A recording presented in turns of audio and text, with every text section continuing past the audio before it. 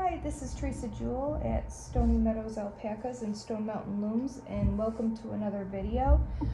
Today we are doing fingerless gloves or gauntlets on the 9-inch square, and this is the 9-inch square here, and this is how we made these squares that we're going to make our fingerless gloves out of. If you have not seen how to make a square, refer back to our other videos. Today we're going to show you how we sew up the fingerless glove. And as you can see here, I have one already sewn up, and you can see it slips right on.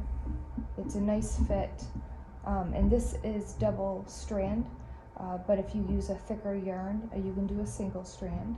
And all it is one of the squares that are sewn up on the side about 2 inches, and then you leave about 2 inches for the thumb, and then sew up the rest. When I have them in my store, I have them hanging. If you hang them just like this, then people can't really understand or see that it's a fingerless glove.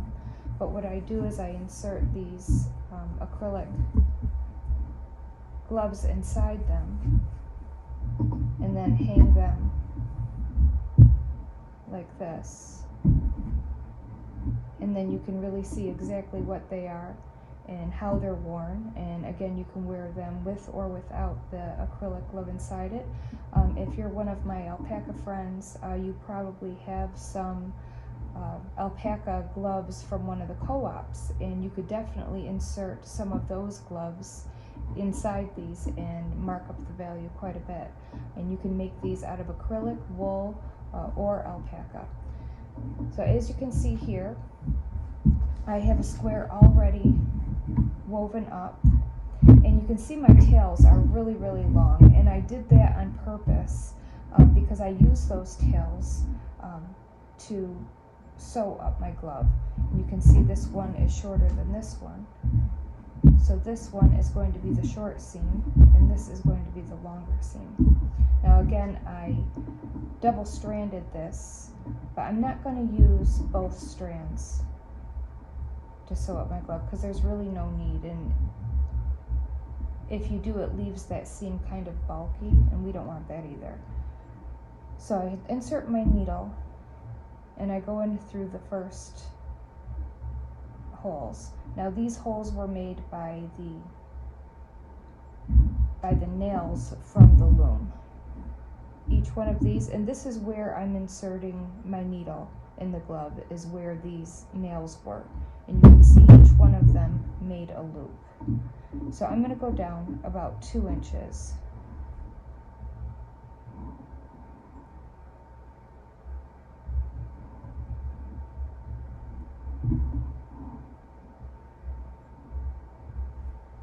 And that's going to be about 1, 2, 3, 4, 5, about 6 loops.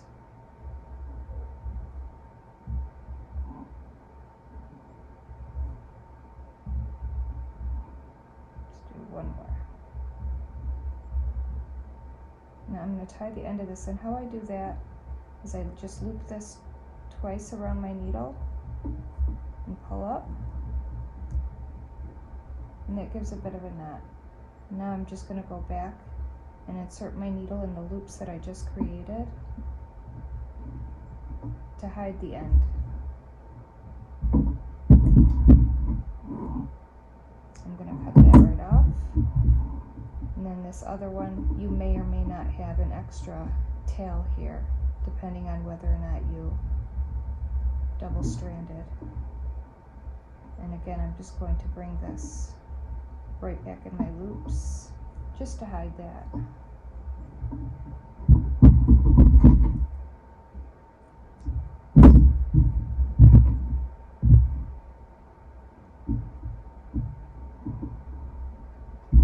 Now as you can see with both my tails, this one here is a cotton base, and this is an acrylic, but it's a really fluffy, more textured yarn, and it's not as strong as this cotton, and that's why I chose the cotton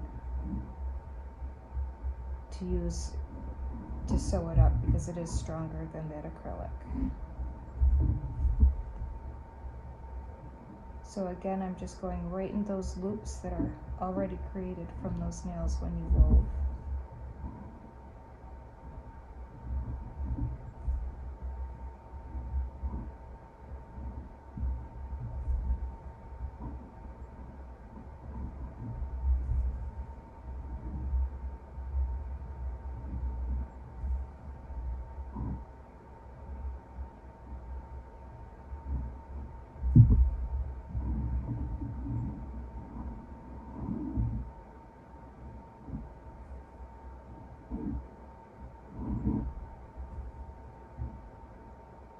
And this is what I call a whip stitch. So if you see in other videos when I say just whip stitch it up, this is what I mean. It's just bringing your two pieces together and sewing them up this side like this. And again, we're going to leave about 2 inches for the thumb hole.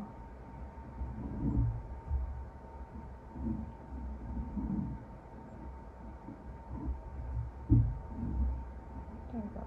Maybe one more. Let's see, now I'm going to again loop my yarn around my needle.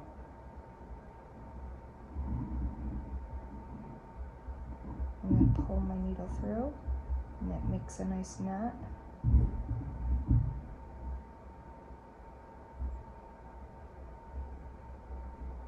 I want to hide this end in the stitches that I just created. And I'm going to do the same thing with this other end.